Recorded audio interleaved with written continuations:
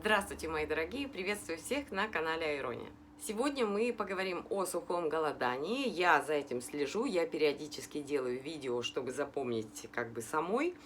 И я попросила вас, если есть какие-то вопросы, задайте, и я включу это в видео и расскажу.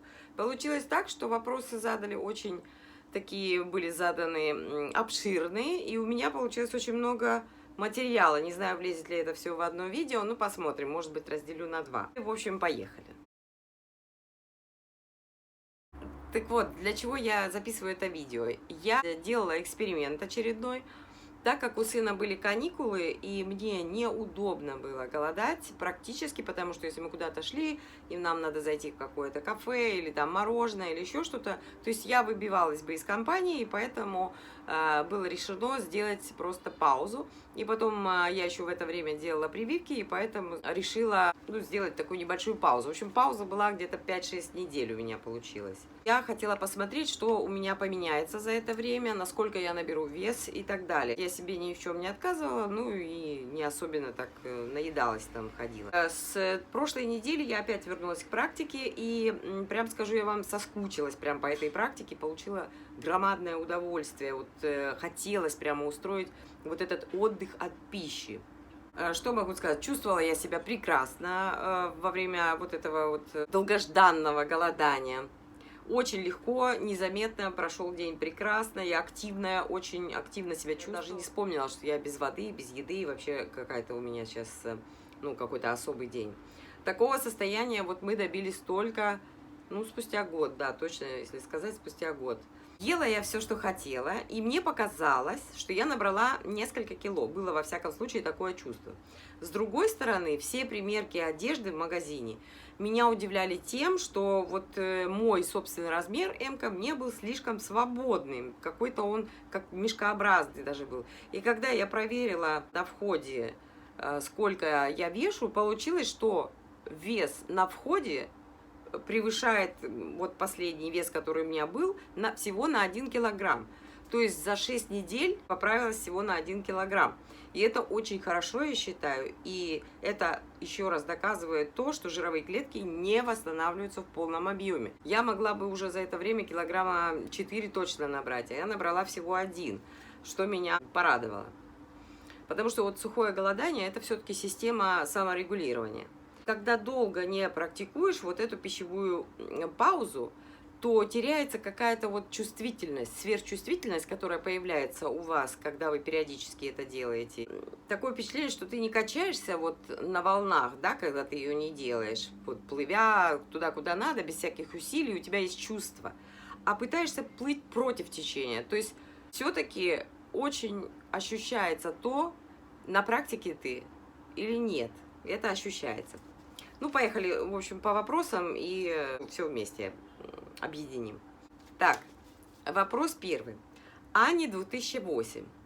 Спасибо большое за информацию. Мне хоть и не за 50, но хочется быть здоровой и сбросить немного вес. Вы просто кладезь информации. А что вы думаете о прививках? За или против? Тоже живу в Германии и в раздумьях. Хотелось бы услышать ваше мнение, и если положительное, что вам больше внушает доверие?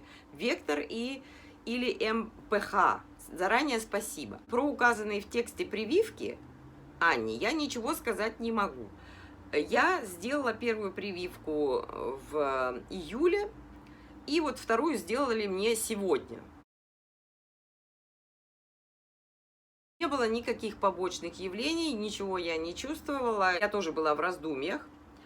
Я думаю, что взрослым стоит вакцинироваться, это мое мнение. Конечно, никто не может гарантировать, что вы после этого не заболеете, но все-таки, да, на Бога надейся, а сам не плашай. По возможности надо себя обезопасить, и для других это тоже хорошо, меньше заразы вы будете распространять, потому что можно же быть переносчиком. Я предварительно поговорила с врачом, и она сказала, особенно тем, у кого слабый иммунитет, диабет, например, стоит делать эту прививку. Вообще, честно говоря, я не понимаю вот этих возмущений многих насчет ношения масок, то есть вот они не хотят их категорически носить, и вакцинации, и фантазии насчет того, что мы все умрем через сколько там, через 2 года, и мы и так все умрем. Но сейчас никому точно это неизвестно, во всяком случае, из народа. И сейчас заботьтесь сами о себе. Я только слышу вот из своего круга знакомых о новых каких-то заболевших, о осложнениях, и все равно полно скептиков. То есть он сам переболел, у самого одышка, и тем не менее все равно он скептически относится насчет вакцинирования. Не знаю, в общем, я свое мнение сказала, решайте, конечно, вы, но я вот вакцинировалась, сделала 2 прививки уже. Вот, со второй прошло еще часа 2. Значит, насчет веса. Если вы будете практиковать регулярно сухое голодание, это не значит каждую неделю, да, как я. Это тоже некоторые говорят, так не надо, но мне вот по моим чувствам, мне так лучше.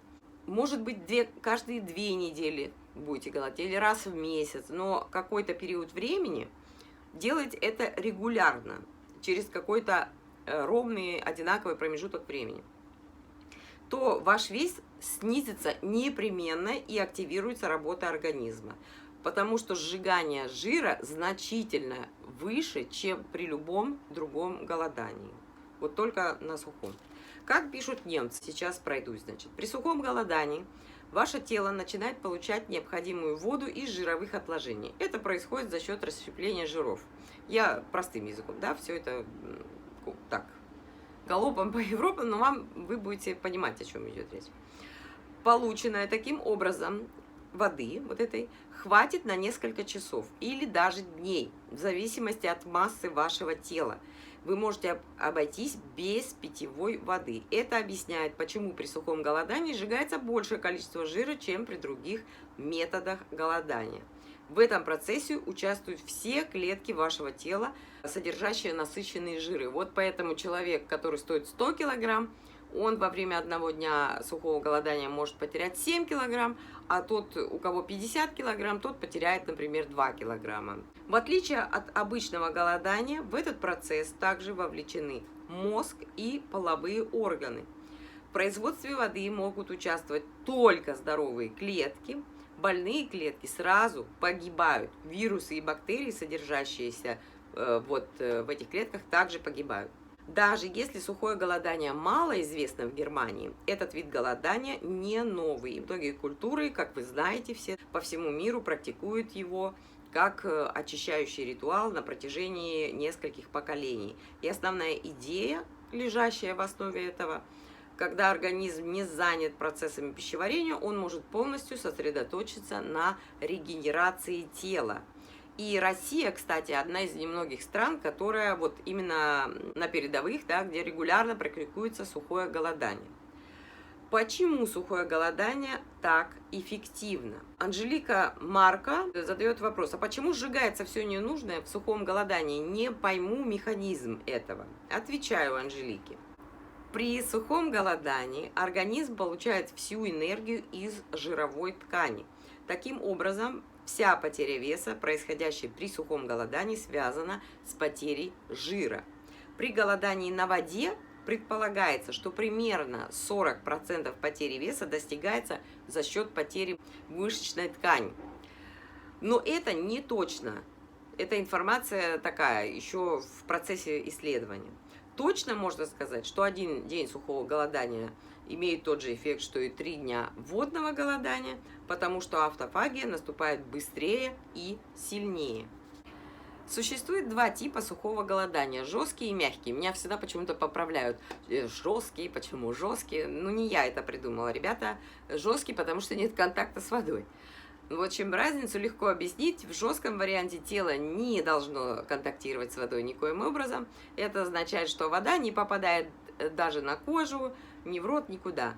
Поэтому нельзя принимать душ, чистить зубы, почему-то многим это смешно, и мыть руки. В этом жестком варианте сжигание жира идет сильнее, доказано это. То есть сопоставили эти данные, и лучше, когда не соприкасаться с водой. Я выбрала для себя именно такой вот вариант.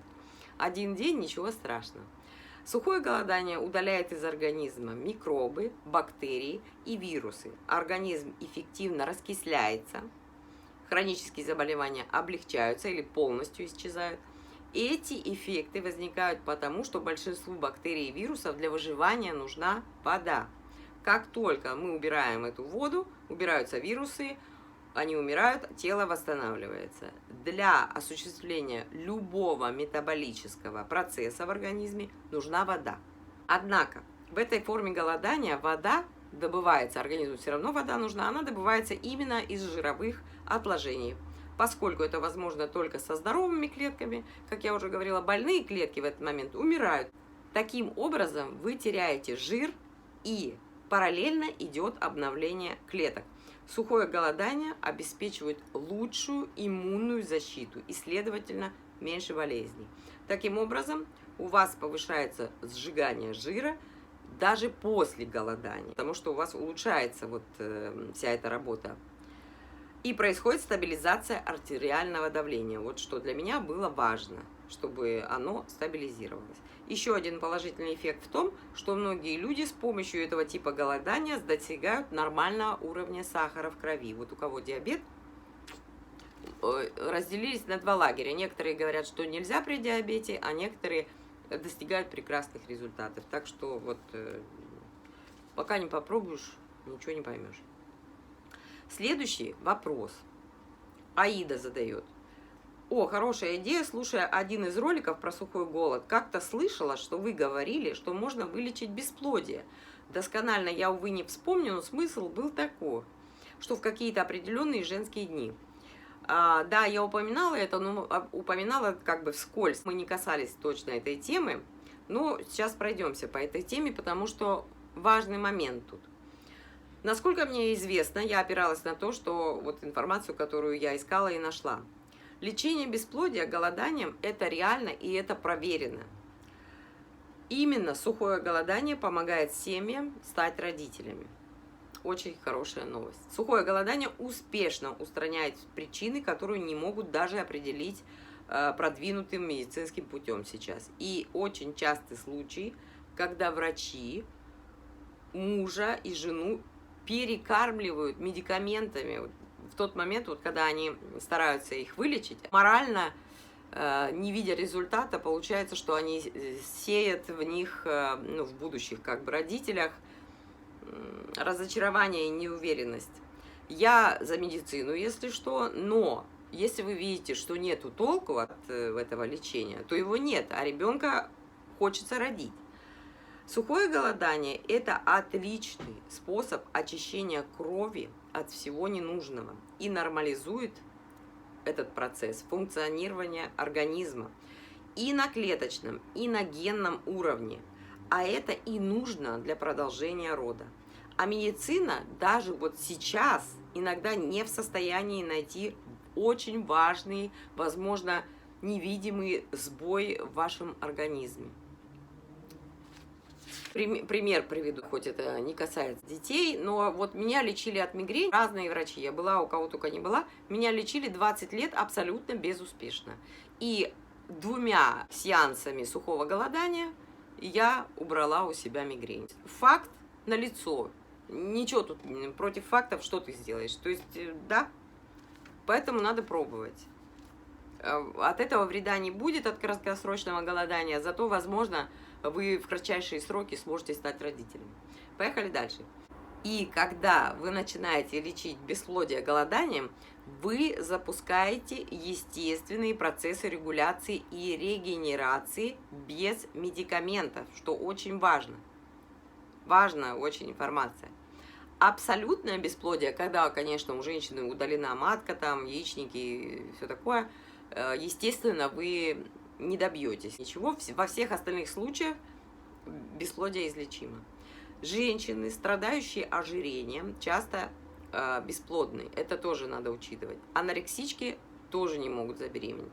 И голодание очень хороший метод лечения тела. Ни в коем случае нельзя делать самостоятельно. Если вы собираетесь практиковать длительное голодание, надо советоваться с врачом. Потому что люди внезапно, многие люди, есть такие, они внезапно начинают голодать. Им приспичило, и они без подготовки входят, потом им плохо, и потом это может кончиться тем, что человек может умереть. Так что обязательно с врачом проконсультируйтесь. Вот если, например, есть киста яичника около 3 сантиметров, их отправляют обычно на операцию, а можно ее убрать лечебным голоданием. Вообще короткий голод активизирует иммунную систему, так что это полезно всем и всегда. Голодание – биологический процесс, который дает возможность организму мобилизовать собственные внутренние резервы. Курс лечебного голодания в случаях бесплодия составляет от 14 до 21 дня, включая выход из голода. Голодают оба супруга, не только мама, независимо у кого проблемы. Это сближает вас еще и духовно и физически. Часто наблюдается такое, что как только снижается вес даже на 10% и повышается физическая активность, то уже нормализуется репродуктивная функция и есть возможность забеременеть без долгого голодания. По отзывам, сухое лечебное голодание очень эффективно и первым делом устраняет причины бесплодия, потому что для организма важно, чтобы детородная функция у нас работала на всю катушку. Поэтому первым делом все силы бросаются туда, на эту область. Часто у матери есть, например, несколько болезней, которые не дают ей никаких шансов забеременеть. И лечение проходит у нее безрезультатно. Тогда женщины прибегают к голоданию. И ко многим возвращается возможность забеременеть после практики. Это доказанный факт. То есть такие люди есть, их довольно много.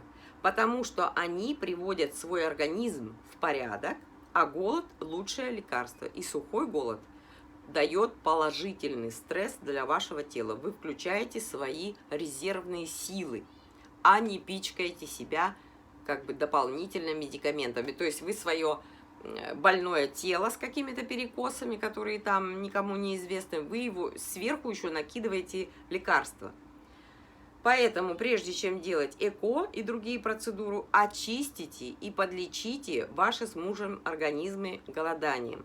Пищевая пауза нормализует гормональный фон и убирает многие, если не все, женские проблемы.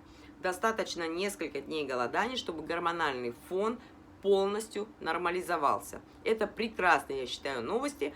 Просто не надо лениться, многие ленятся, многие делают это неправильно, потом рассказывают, что вот мне так плохо там и так далее. Нет. К голоду надо правильно подготовиться, и вам будет очень легко и приятно, а тем более у вас в голове будет вас питать мысль о малыше, и, по-моему, это просто такое не испробовать, это просто преступление, если вы хотите ребенка. Так, поехали дальше.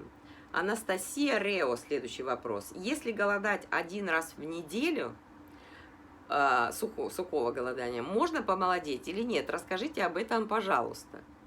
Да, конечно, можно, безусловно. То, что практикую я, это экстремальный считается вид голодания, но он переносится гораздо легче, чем на воде, так что перезагружайте свой организм. Сейчас перечислю, какие преимущества мы имеем. Более эффективное сжигание жира и более эффективное снижение веса при этом. Улучшение уровня сахара в крови, даже если у вас сахар в норме, все равно хорошо. Улучшение и стабилизация артериального давления и сердцебиения. Лучшая автофагия, обновление клеток, что приведет к усилению иммунной системы. Возможность замедлить процесс старения. Увеличение количества нейтронных связей, повышение осознанного потребления еды и напитков. Вы чувствуете, что вам нужно конкретно и сколько всего. Повышается психологическая устойчивость. Воспаление в теле уменьшается, потому что воспаления работают только на воде. Вы питаетесь, и в течение жизни в организме у вас отмирают клетки. Большая часть из них остается внутри организма. И для того, чтобы их утилизировать, нужно время от времени практиковать пищевую паузу. И в момент этой пищевой паузы в первую очередь отдыхает и восстанавливается пищеварительная система. и это очень хорошо сказывается на всех процессах в организме. И так как отсутствует поступление внешних источников питания и воды, организм ищет другие резервы. И отмершие клетки вот эти идут в топку, идут в утилизацию.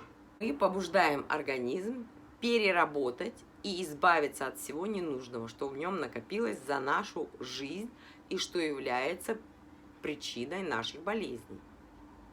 Понятно, я как бы изъясняюсь, я думаю, да.